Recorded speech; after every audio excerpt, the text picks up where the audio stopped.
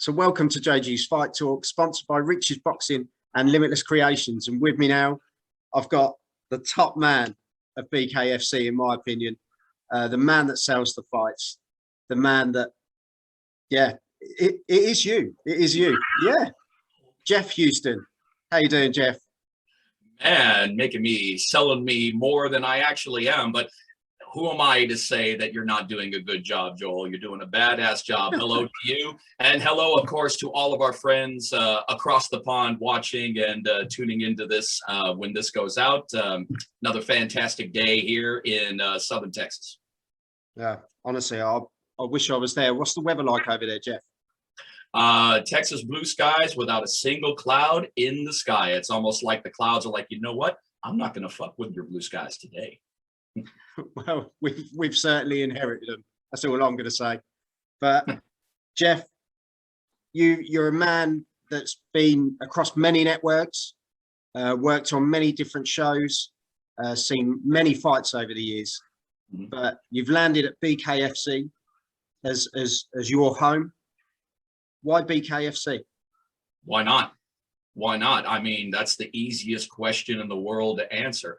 Because number one, BKFC, as far as the United States goes, BKFC 1 was the first legal state-sanctioned bare knuckle fighting event in United States history. And the fact that I was a part of that, and I was the very first person in United States history to have announced a legal state-sanctioned bare knuckle fighting event. I mean, why wouldn't I? It's home for me. I mean, I have so many homes all across the world, in the ring, in the cage, on so many continents and in so many countries I call home. But the squared circle is where I truly belong as far as I'm concerned, because number one, it's an over-the-top sport, and I get to be that over-the-top character that helps bring it all together. Just like I said before we went live, I don't sell the steak, I sell the sizzle. Oh, and you certainly do. If people haven't watched BKFC, they are missing out big time. You know, I'm quite new to watching it, but I have to say, you know, my wife was very much, oh, bare knuckle, God, that's brutal. You know, it's something, I don't know whether I'm going to like it. And then, you know, she said that, you know, we'd finished watching one event, and then the next minute she went, oh, well, why are you turning it off? You know, is there another one? So we're, you know. And that's how it is, isn't it? Like we were saying, it's so addictive. However you look at it, whether you see it as that dangerous sport or whatever, you cannot take your eyes off it. Well, every combat sport is dangerous. Yeah. I mean, you can't sit there with a straight face during this interview and tell me that boxing and MMA isn't dangerous. I mean, it's the stigma, unfortunately, that most people have in their heads. Some of them you can change their minds. A lot of them you can't. We're not out here to change people's minds. We're here to make bare knuckle fight fans. If you choose not to be a bare knuckle fight fan, well, that's your choice. But we're out here to show that, yes, it is brutal. And we don't hide that. We don't hide the fact that this is brutal. This is the most, in my opinion, most primal combat sport on planet Earth today. You know, we don't mess around with martial arts. We don't mess around with kicking. We don't mess around with, you know, endless lay and pray scenarios, which unfortunately that you do see at times in mixed martial arts. Yeah. I know that the grappling fans will defend that because they're grappling fans to begin with. But when I see it, especially when somebody is just waiting out the clock, that's not any kind of fight to me. Not at all. Now that's why I don't call them bouts. I don't call them contests. I call them for what they are. They're straight up fucking fights, and they're amazing fights on top of that. Is there more blood? 100%. Once again, we're not trying to hide that. Are there more facial lacerations and cuts? Absolutely. But as far as the fighter's safety, well, you see all of the superficial injuries, and that's not really going towards what's most important when you are a combat sports fighter. And that's overall traumatic brain injuries. And you see less and less. We have yet to have a major traumatic brain injury. And we've already had 21 events, and that's not including our Toe the Line fight series and our bare knuckle kingdom, which was in Phuket, Thailand. So the numbers are there. Proof's in the pudding. Yeah. Well, and no one can argue with that. Do you know what I mean?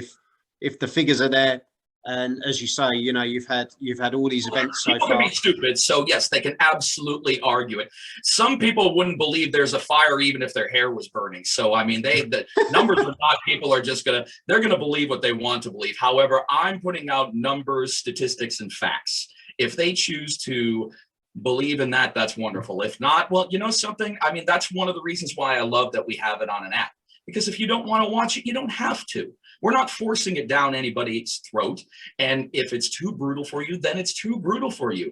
The thing about it is, when I hear people talking about how brutal it is, I'm like, you're a little bit of a hypocrite right there, because these are probably the same people who are slowing down on the highway at the scene of an accident to hopefully get a glimpse of some carnage. 100%, 100%. And as you were saying, you know, the app out there, that's down to their choice to go and purchase it themselves. I know over here it's, I think, £3.49, which in my point, it's an absolute steal, cheaper than Netflix. You know, you look at DAZN, that's just gone up to £7.99 over here in the UK. Yeah, time to cancel that subscription if you want it. They're gonna have to think about that one. Wow, I didn't know that. Yeah, so literally, yeah, this past weekend, the email went out from £1.99 up to £7.99. And then, you know, but this is, you know, this is in comparison to the likes of people like Sky Sports and the other broadcasters that are, you know, you're paying your monthly fee for, and then on top of it, paying for box office or pay-per-view in the States. You know, I know in the States, you pay big money for the pay-per-views over there, don't you, for the boxing and stuff? Anywhere from $50 on up to $100 US, absolutely.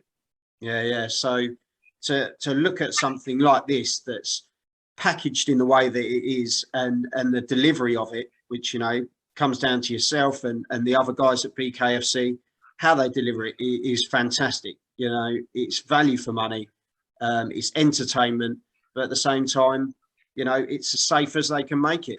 And that's good for me. You know, I love it. I got hooked on it the moment I watched it. And you are one of the parts. You know, coming back to you, I know you don't like to talk about yourself too much, Jeff, but when you enter that ring, and favorite subject. No. It's in between, man. You know, I mean, I love to talk about others because I always look at myself as a spoke on the wheel and not the whole damn wheel. But it's interesting because the fact that once you reach a certain plateau in your career and you know that you are one of the best in the world and you have everything to back it up, there's a confidence level that's above the average person's confidence level. And you have to keep that level up in order to stay where you're at. And a lot of people are not going to understand that. They're going to look at it like you're full of yourself, like you're arrogant, like you're conceited. That is not the case at all, because the ones who understand, who are at a higher plateau, that ferocious confidence, it's absolutely vital to keep your place. If you lose it, then what the hell are you at the top for in the first place? Yeah. So going back, talking about you, how did you get into doing what you do? How did you become a ring announcer? If I had a nickel for every time everybody asked that, I wouldn't have to pick up the fucking microphone anymore. Shit. No, I love it. I'm just fucking with you, man. I'd always loved the position growing up. Growing up in the 80s and 90s, at that time, of course, I was a huge WWF fan. Yeah, you know, rules be damned, it's WWE now, but it was WWF back then. And I've always been more of a World Wrestling Federation person than a bullshit WWE person anyway. So that's how I look at it. And the way that we had it in America maybe very well have been very similar to the way that pay-per-views were portrayed in the UK back in the 80s and 90s. You had the black box, and if you would go to the channel, it would just be a black screen, but you could still hear it. Or it'd be snow, and you could still hear it. So, you know, I didn't always get the pay-per-views. You know, I mean, you know, my mother would be like, you know, I'm not made out of money for every pay-per-view. And even though back then, the WWF, there are only 4 of them. There are only 4 every year at that time. Yeah. But because of that, I was forced to really hear the announcer over everyone else. You'd hear the commentators, you'd hear the interviewers, but the ring announcer, obviously is the one who projected over everyone. So just out of habit, I would listen to the ring announcer the most because he'd be the one that would project his voice overall. And then, of course, when I would watch it, I'd see the greatest ring announcer that has ever lived, in my opinion, God rest his soul, Howard Finkel. Yeah, legend. Most inimitable ring announcer that there has ever been.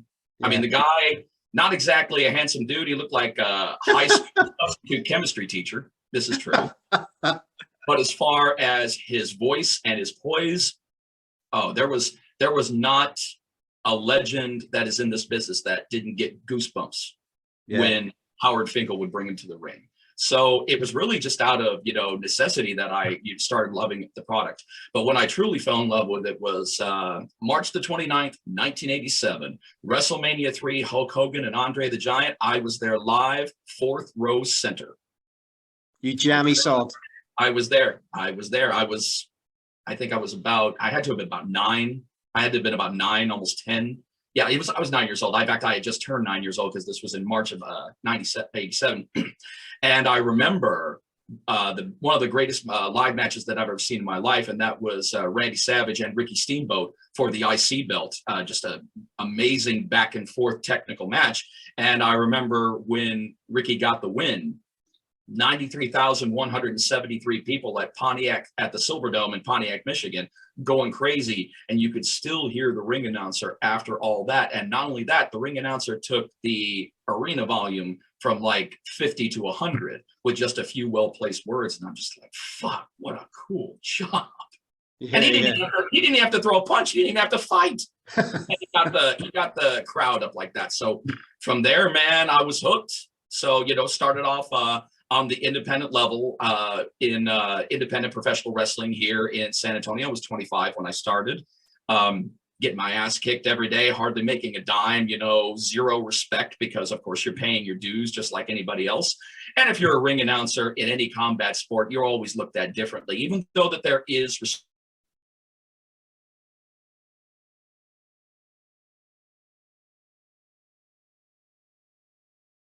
You still there, Jeff?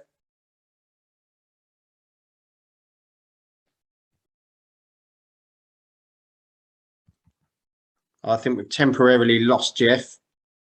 Jeff, are you still with us?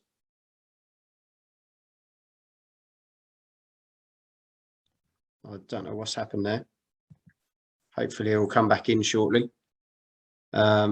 But yeah, Jeff was just telling us about the days of the WWF that got him interested in ring announcing. And yeah, he was doing the wrestling circuit. I know he's just dropped out at the moment, but hopefully he's going to come back in. Yeah, that's where he got the buzz from. And Jeff is back. You're right, Jeff. I think you're on mute. Jeff. There we go. There we go. Sorry about that, folks. Unfortunately, I live in South Texas, and we do not always have the most reliable internet connection. That's fine, honestly, Jeff. That's going to be changing very soon. I'm actually going to be moving in December, mid-December, finally get the lifestyle that I've always wanted. I'm going to be moving to North Reddington Beach, Florida, and I have a condo literally on the sand that I cannot wait to get to. So for all upcoming interviews, I will actually have a stable internet connection. Thank the Lord. Shit. I'm glad I was the last that had the one that didn't have a decent connection. Yep. No, so Jeff, you were saying about the independent circuit. Just get my ass kicked every day. And at the time, not really understanding it, but when you're a greenhorn and when you're brand new into anything, you're really not supposed to understand it. Everybody always said that I had the voice, but I had absolutely no idea what the fuck to do with it. I mean, watching it on TV is one thing. Doing it in front of tens of people to hundreds of people to thousands of people as I progressed in my career is a completely different thing. It's as live can be.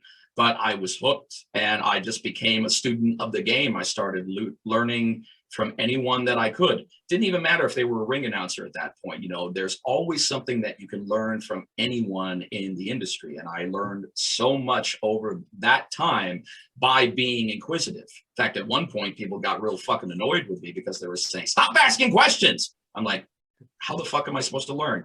And I curse like a sailor, so I'm the first one to say that. No, and that is how you learn, isn't it? That's how you learn your craft is listening to other people and asking those questions. You know, you might be irritating, you know, but that's the way you learn. That's the way you get to the top, is to learn from others and build your own profile, don't you? And before we move on though, who was your wrestler back in the day? Who was the guy that you loved to watch? Oh, Macho Man Randy Savage. Yeah. I just there were so many in the 80s and the 90s that I loved, but when it came to overall between fluidity in the ring, like the Michael Jordan of professional wrestling, and his promos were so far over the top, you had no idea what the hell he was saying.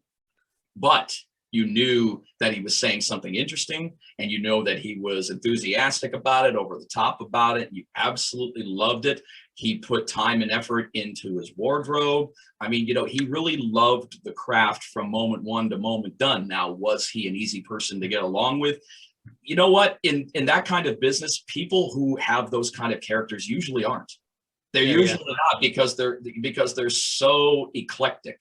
They're so strange. They've got a screw loose. Everybody knew that Randy Savage had a huge screw loose, but that didn't stop him from becoming one of the best of all time. And God, come on, when he would drop that elbow, it was like poetry in motion. Yeah, definitely. And it's not like today, is it, where everyone's doing the elbow drop, but just not the same. You know, it's like when you talk about Jake the Snake Roberts, everyone was doing a DDT now. It wasn't that DDT. It's annoying, isn't it, right? Everybody does the DDT. I'm driving your head into the damn mat, and yet I'm going to kick out 5 times. Come on. That's a nail in the coffin. In fact, that's exactly what Jake used to call it. It's the final nail in the coffin when I drive you down. You get up from that, something's wrong. Something's wrong. And then as people started getting up from it, it just started being a routine move rather than a finishing maneuver. And that pisses me off, man.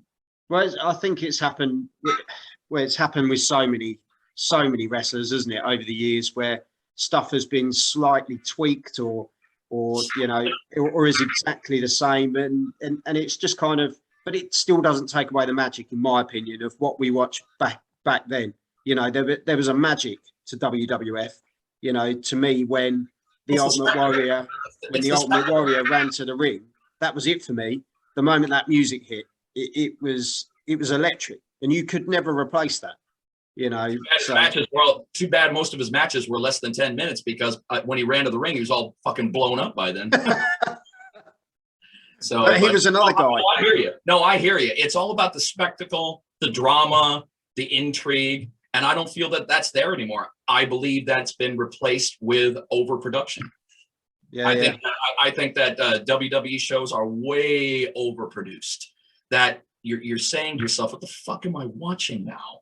I mean, all this on-screen, all this on-screen graphics, you know, that aren't there. They're just for the sake of the people watching and such. I mean, I hate that. I'm like, that has nothing to do with the narrative. I mean, do you find that with most sports now, though, Jeff? Do you find that with most things? Because you look at a lot of sports now. Like American football is overproduced. American football is overproduced. American basketball is overproduced. The one thing that I don't think that will ever be, you know, overproduced, but then again, I may be jinxing it, and I certainly hope I'm not, because our friends across the pond are all about football. And of course, we're talking European football, awesome soccer. So I feel that that's not quite overproduced, even though that these are some of the highest paid athletes in the world. Yeah. In fact, they're getting paid so much more than American athletes. But I understand, because I mean, outside, there's no more exhausting sport outside of soccer than genocide. Oh, blimey, yeah. But that, you know, you say the overproduced things. People will then turn around and say, boxing, right, as it is now. You know, the ring walks, Canelo coming out on DAZN for the first time, right? A couple of months ago, he came out to fight Yildirim on the DAZN show. The ring walk lasted longer than the fight, so the dancers, the Mexican hats, the fireworks. Even Canelo looked a bit like, well, I've never had this before. And Yildirim was absolutely bricking it in the ring because he had to wait an extra 10 minutes for Canelo to get in there to beat him up, which you knew was going to happen anyway. Nobody's ring walk should be that fucking long. This is why, the likes of the BKFC, for me, have kept it to that minimum. Yeah, they have that ring walk. You get some fighters that come out with the swagger, the character. That's what it's all about, isn't it? To put the show on as well. But at the same time, it's about what you're going to see in the ring. It's the experience you're going to have in that ring. I think that's where they've nailed it, to be honest. It's not all about too much of the show, but look at what the fighters are all about. This is what you're here for. And I love the show. I like. I love the show. Well, you bring the show, Jeff. Well, thank you. I love the show as long as it has a time limit. As long as it has a time limit. And the good thing about BKFC is that we do put a time limit on our fighters as far as their ring walking ceremonies. Whatever they have, whatever they're bringing out, we let them know we are on TV time, even though that's through an app, but we're still on TV time. So if you have a crazy, completely loaded ring walk, just make sure that you get here within so many minutes. I mean, honestly, there is no reason whatsoever, unless we are in like a major, like WrestleMania 32 was in Levi Stadium, and I think the ring walk that was with the long. It was it was like 200 feet long. I mean, it was ridiculous. It was absolutely ridiculous. Now, if you're milking that, that's one thing.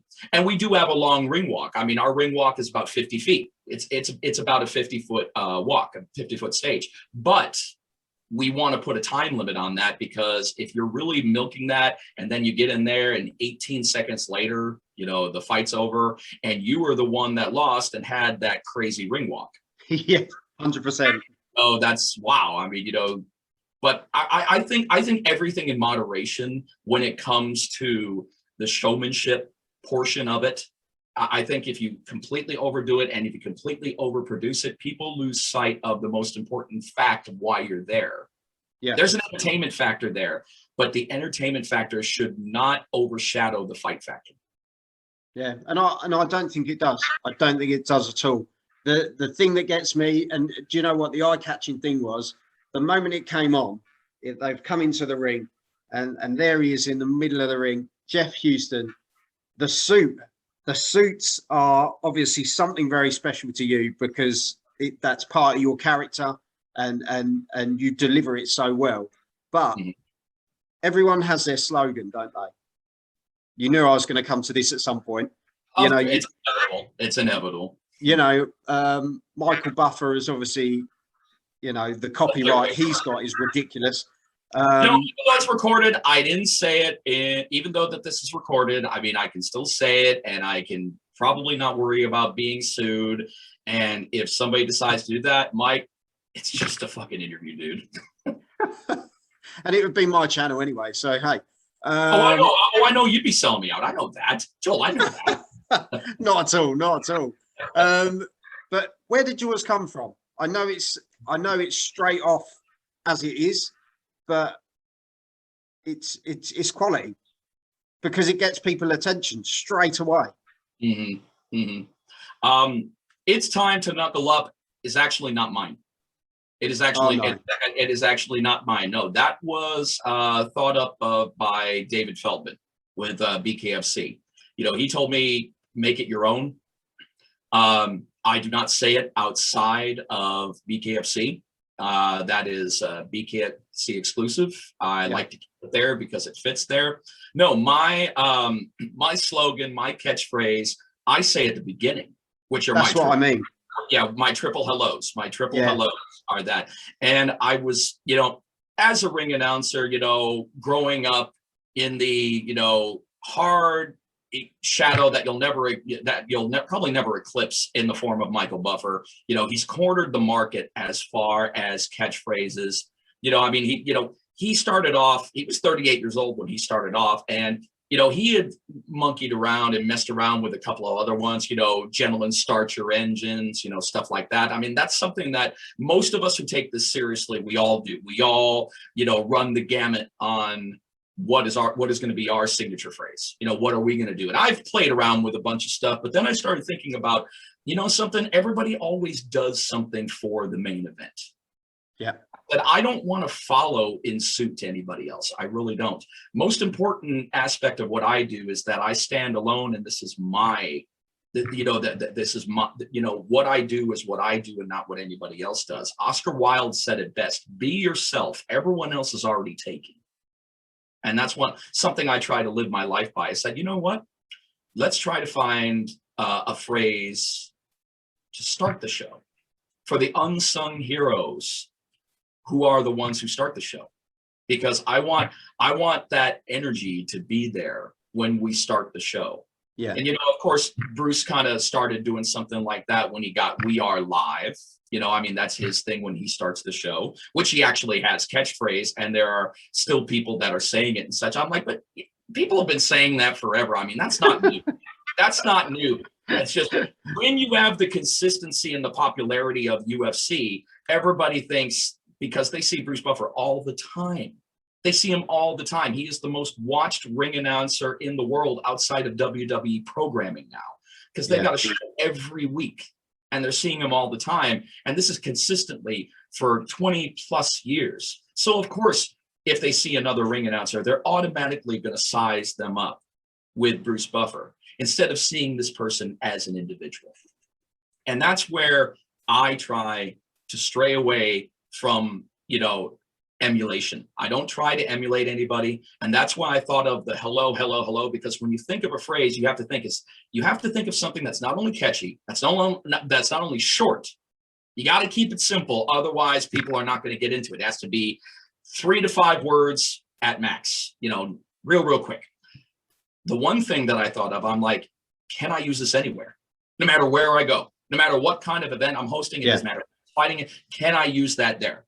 And then I started thinking about this. I'm like, nobody else is doing this. Nobody else is doing their signature phrase at the beginning of the show. So that's where it came from. And over time, I said, you know what? Let's take that last hello as long as I possibly can. Let's take it as long. Let's get people saying, whoa, hey. We're going to start the show, but Jesus, you're going to kill yourself. I'm fine with them thinking that. I am. I think it's the lean back of the style of The Rock as you do the third one, because you go right back, and I think he's going for it. He's proper going for this third hello. More of Keanu Reeves when he's dodging the bullets in The Matrix. I think that's where I got that from. And as I get in better shape, I'm 43 years old, almost 44 now, but I'm trying to get myself in better shape so I can do a Matrix lean. I want a Matrix lean back when I say that. Honestly, when I see it, that's it. I know you've made it. I'm going to say that he's in the fittest condition of his life because he's done the Keanu Matrix style bend back. He's done it. That's it. Job done. But you're a Hall of Famer already. Yes.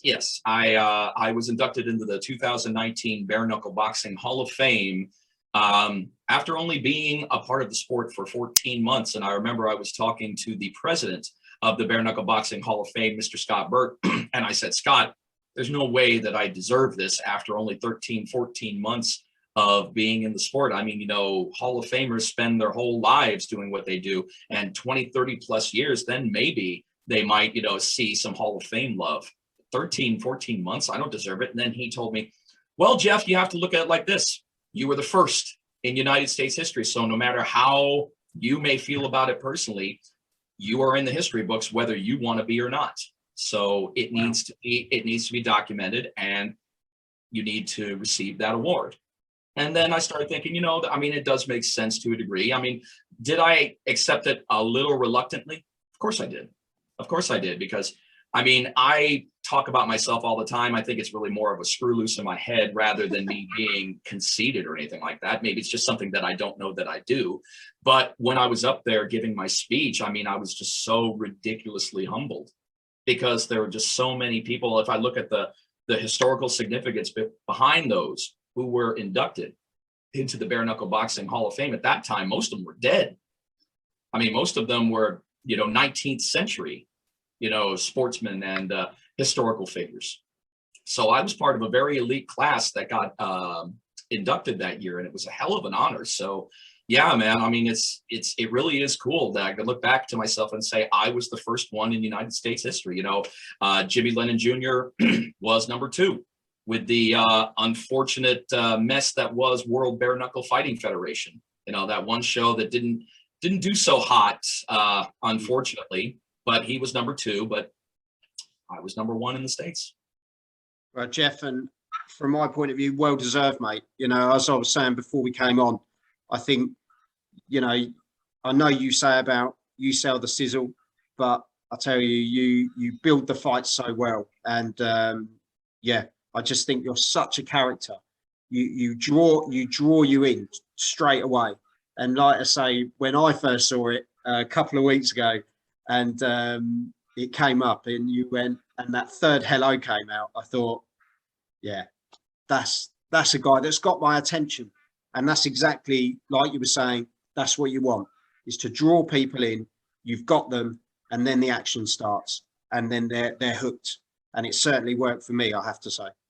Well, I appreciate that, but I think Leonardo DiCaprio said it best on what I want as a performer.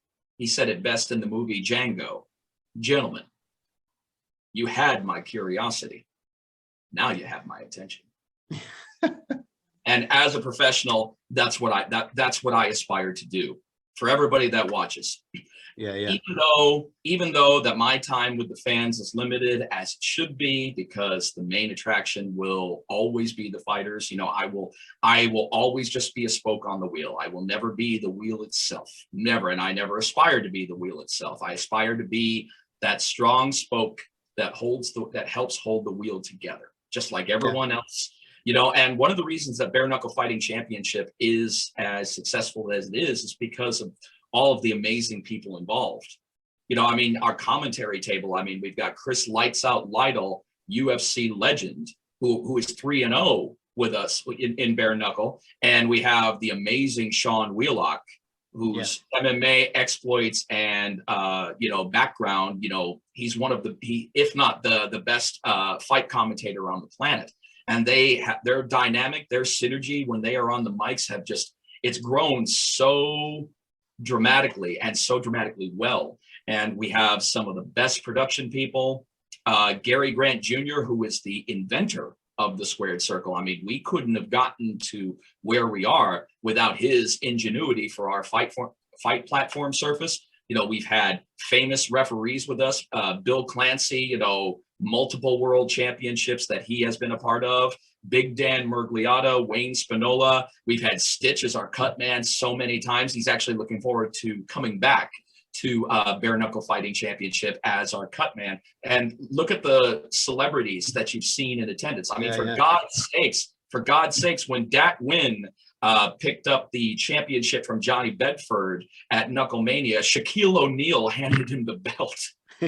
So I thought that was amazing. And going quickly to, you talking about Shaq, when he was sat at ringside, he turned around and he said, I'm going to say it now, this is the sport of the future. And those were his exact words. This is the sport of the future. This is what people are going to look at. It's exciting and it's real. They're fighters. They go in there to fight. They don't go in there, like we were saying earlier, they don't go in there to, I'll take a few steps back. I'll take a breather. I don't think I've seen a breather in BKFC. It's a case of you go for it, because that's exactly what it is. It's bare knuckle fighting, and it's fighting to the word, isn't it? And well, this is a fight. This is a fight. We don't we're not, David Feldman has said it best. We're not paying you to get on your bike. You want to get on your bike, go to the Tour de France. You know, I mean, you want to fight, this is where you fight. There's a reason that we call it the squared circle. You know, it's centrifugal force. We want to keep it going. We want to keep the fight active. And that's why I love the design of it, because it does keep the fight active. Now, there are other bare knuckle entities that think that they've got the cutting edge as far as their, you know, fighting platform surfaces. Sometimes it works, but sometimes it actually causes the fight to get broken up that much more. And when you break up the fight numerous times outside of a clinch, you're not allowing the fighters to have an all-out war. And that's what we want. We want the all-out wars. Of course, we want the quick knockouts. Of course, we want the the head-scratching decisions. We want all of that. But we also want the wars. We want two people to go in there and say, you know something? We understand this is building the product. So we're gonna sacrifice ourselves. We're gonna be the sacrificial lambs out there, and we're just gonna put our foot in the gas and go for it. And when you see that, those are the fights. Those are the fights that build the product. What would you say, and I'm sure you've heard this a million times, what would you say is your favorite fight that you've announced, where you've seen it on a piece of paper of two fighters coming together and you've gone, wow, that is a fight, and I'm happy to be announcing this one? Is there a particular fight that sort of comes to mind? As far as looking at a piece of paper and actually being excited about it, I mean, you know, there's a plethora of them, Ben. I mean, I can't just one, but the one that still in my mind, now I know a lot of people are going to say that the quintessential fight in bare knuckle fighting championship is Artem Lobov and Jason Knight. A lot of people are going to say that that was just a 5-round war like no other. And I'm going to tell you, it was incredible. A lot of people will say that Helen Peralta and the Misfit, Jennifer Faria. I'm such an idiot. She's going to kill me for getting her name wrong. I apologize about that, Misfit. You can kick my ass later. I totally had it coming. But there are so many wars that we've seen. But the one that will always stand out in my mind, still my favorite fight to date, was Tony Lopez and Joey Beltran at BKFC 1.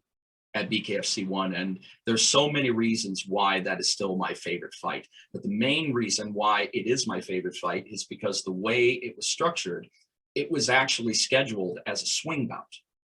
So it wasn't even supposed to hit TV. It was going to be off TV. But because this was the first event that we had and our pace was just moving so fast, we were able not only to get them on TV, but they were the co-main. And they had met in the cage before, but they had never met before bare knuckle. So this was not their first meeting. And they understood how big an impression needed to be made in order to sell BKFC. Yeah. And they did it. They gave us everything that they had. And it was just an incredible, brutal, bloody war of attrition. And I just remember just being exhausted after it was over. I'm like, that was an exhausting 5 rounds. But man, that could have main evented anywhere in the world that night. And we were just fortunate enough that it was BKFC 1 in Cheyenne, Wyoming, June the 2nd, 2018. Still my favorite fight. Wow. And if that doesn't sell it to people, I don't know what does. You know, just your passion, Jeff, and the way you deliver, you know, you can just see that you love the sport, you love the company, and you know, it's in you, isn't it? You know, that's the thing. You live and breathe it. And if I'll never be the #1 fight fan, I'll never be the #1 bare knuckle fight fan in the world. Unfortunately, that title will always be held by David Feldman. Well, David Feldman is the biggest bare knuckle fight fan that I have ever seen in my entire life, and obviously so, because his creation with an incredible team on board has, you know, brought it to mainstream America. And as you know, when it comes to selling fights and selling dollars, that's where you need to make your mark in mainstream America, and everything follows after that. So if, you know, before we go, if you've got to sell this to someone, sell it to them now. Straight down camera one, Jeff. How do you sell BKFC to the UK fans? All All right, camera one, camera two, camera one. Oh, no, Love it, love it. No, guys, I'm going to tell you, those of you who are watching right now, Joel's doing a fantastic job, number one. Joel, you're doing a fantastic job, and I want to thank you for bringing me on here today. You know, I love to be challenged when I am on an interview. I'm not the kind of person, I don't really believe in offense. I think offense is something that, you know what, kids can take offense. I'm an adult, and I'm in charge of my own feelings, so I don't get offended by questions, and tough questions don't bother me. They actually challenge me, and I like to be challenged. I'm an adult, I'm a professional, I like to be challenged. So next time around, if you want to go for the throat, I say be the lion. I'm fine with that. I have no problem with that whatsoever. But we're just getting to know each other, Jeff. We're just getting to know each other. Breaking the ice, baby. Breaking the ice. I'll totally do that. Guys, you know, those of you watching, we really don't have to sell Bare Knuckle Fighting Championship. It sells itself. It is the most exciting experience that you will ever come across. We have instant fans from show number one with them. It doesn't matter how they feel about it going into it. In fact, a lot of people don't know what to expect if you haven't seen it already. And if you haven't heard of bare knuckle fighting and you're a fight fan, something's wrong with you, because I mean, it's everywhere. There's so many outlets. And I'm not saying that the outlets across the pond are the wrong outlets. I think it's awesome that BKB is still moving forward, is still, you know, signing fighters. They're still doing good work over there. And I don't have an issue with any of our competition. In fact, I actually welcome competition, because that shows who's going to be not only here for the long haul, but who's going to be there for the two most important reasons in the entire fight game: the fight fans and the fighters. That's what it's all about, giving the best possible product that we can. And I believe Bare Knuckle Fighting Championship gives the overall best product that you can. We're brutal. We're in your face. This is not, you know, this is not a gentleman's sport, not in any way, shape, or form. This is the epitome of what a hockey fight. A hockey fight is what it is. It's a hockey brawl. It's exactly what it should be. But the adrenaline that's pumping through your veins, the excitement when you see it, and nothing is more satisfying than when you hear that awesome connection of flesh on flesh, when that left or right crosses that jaw right at that nice little bony part right there at the connection. Oof, man, there's nothing like hearing that. And the fighters know what they get themselves into. They love it. You know, we haven't had severe injuries as of right now. Unfortunately, we did have our first fighter carted out the last show, but that wasn't necessarily because of the fact that of how he was knocked out. Unfortunately, it was how he landed. Because sometimes when you're knocked out, you don't necessarily control how you fall, and sometimes you can fall at a weird angle. And unfortunately, that was the case. He's doing much better. You know, I'm not going to mention names and everything, because that's not what we're about. We're not about selling, you know, injuries of fighters that end up having to go to the hospital afterwards because of unfortunate circumstances. That's not what we're about. We're about selling the fights themselves, and we're about giving you the best fights for your money. And I believe, as far as BKFC.com goes, Bare Knuckle TV app, I believe we're head and shoulders above the rest as far as what we give to you. And it's not just Bare Knuckle Fighting Championship. We've got Toe the Line. In fact, we just had Toe the Line over there in Birmingham. Yeah, it was brilliant. So, yeah, we did. We had Toe the Line 3 over there. We have Bare Knuckle Kingdom in Thailand. The next one's fixed and come out. We also have Game Bred.